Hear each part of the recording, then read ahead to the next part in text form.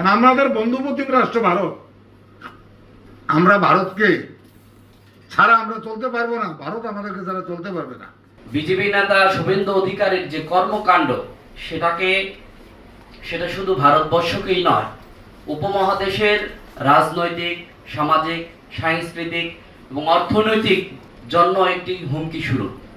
এই পশ্চিমবঙ্গে যেই পরিবেশ তৈরি করেছে, আর আমাদের দেশের যে অবস্থা, একদিকে মনে করেন যে রোহিঙ্গাদের সংকট, একদিকে মুসলমানরা মনে করেন ভীত সন্ত্রস্ত হয়ে যাচ্ছে পশ্চিমবঙ্গে, তো সেইখান থেকে আমাদেরকে বেরিয়ে আসতে হবে। তাই আপনাদের কাছে আমি অনুরোধ, আজকের এই মিটিংটা জরুরি ডাকা হয়েছিল যে আমরা এই কোনো সাম্প্রদায়িক, কোনো উস্কানিমূলক কোনো কথাবার্তা আমরা শুনতে চাই না পার্শ্ববর্তী দেশের। এই যারা নাকি দল, এই যে ডেলি স্টারে মাহফুজ আনাম, এই যে মতিউর রহমান, এরাই যে সুশীল বুদ্ধিজীবী সাইজা হাসিনারে কইছে না যে কবরতেগুলো আমরা সাপোর্ট দেবো, এখন আবার সেনাপ্রধানের লোকে দেখা করে।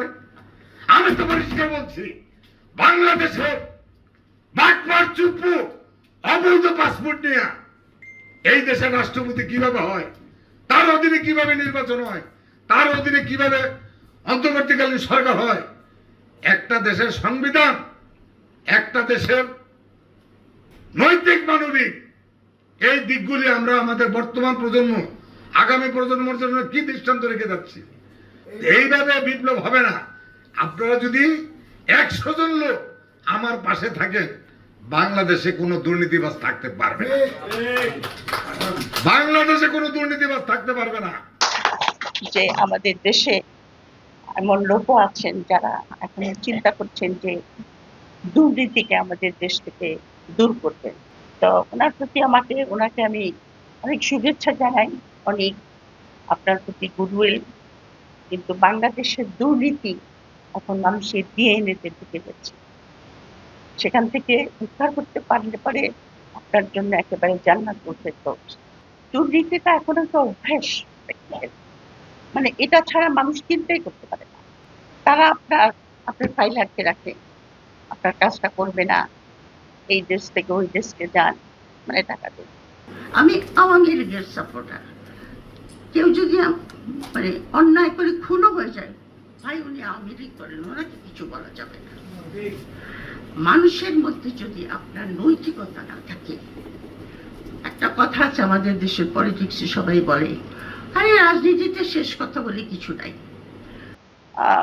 ভাইস মাস্টার খন্দকার ঠেলে তুলে ভিড়ের মধ্যে একটুখানি ছিল, তাও তিনি একটা কি বই লিখেছেন, বই লেখার পরে অর্থ সরিয়ে দিয়েছে শেখ হাসিনা।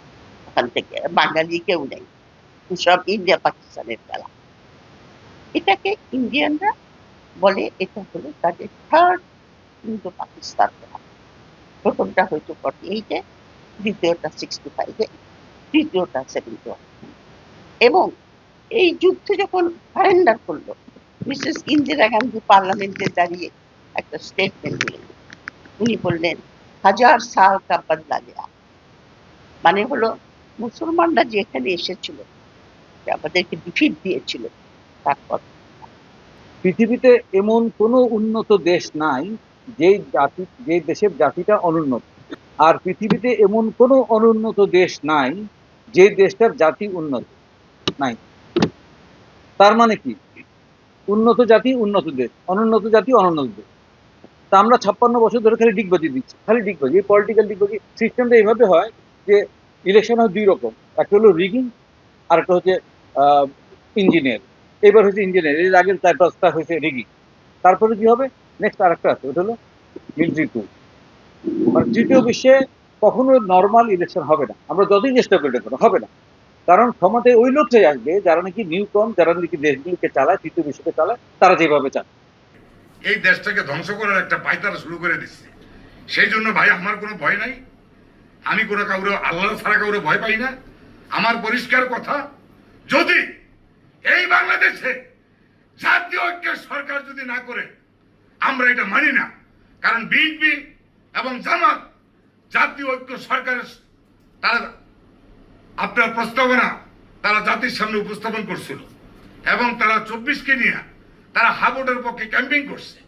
এখন 24-এ যারা শহীদ হইল, যারা রক্ত দিল, আমার এই রক্তরঞ্জিত বাংলাদেশে সেই ব্রিটিশ থেকে শুরু করে আমার এই দামাল ছেলেরা বারবার রক্ত দিয়ে যাচ্ছে। এই রক্তের ঋণ আমাদের শোধ করার সময় এসে গেছে। 24 আমাদেরকে শিখাই গেছে যে কিভাবে ছাত্র জনতা রাস্তায় নামলে ওই তারা তো এত বছর আন্দোলন করা শেখ হাসিনার ক্ষমতা সরাইতে পারে নাই। যখন ওই মধ্যবিত্ত পরিবার শুধু 3টা জুনের কথা বলবো আপনার, আমার আধ্যাত্মিক গুরু বিচারপতি মরহুম মোহাম্মদ আব্দুর রউফ আমাকে একটা কথা বলেছিলেন যে যদি আপনি যাত্রাবাড়ি জুন আর বীরপুর জুন আর উত্তরা জুন এই 3টা জুনে যদি আপনার সংগঠনের স্ট্রাকচারটাকে আপনি দাঁড় করাইতে পারেন তাইলে আপনি বাংলাদেশের সঠিক নেতৃত্ব সঠিক আন্দোলন এই ঢাকার থেকে আপনি দিতে পারবেন। কোনো বিভাগীয় শহরে জেলা শহরে আন্দোলন করে কোনো আন্দোলন সফল হয়নি। সেই জন্য আপনাদের কাছে অনুরোধ করব, আমি মমতাজ ভাই আসছে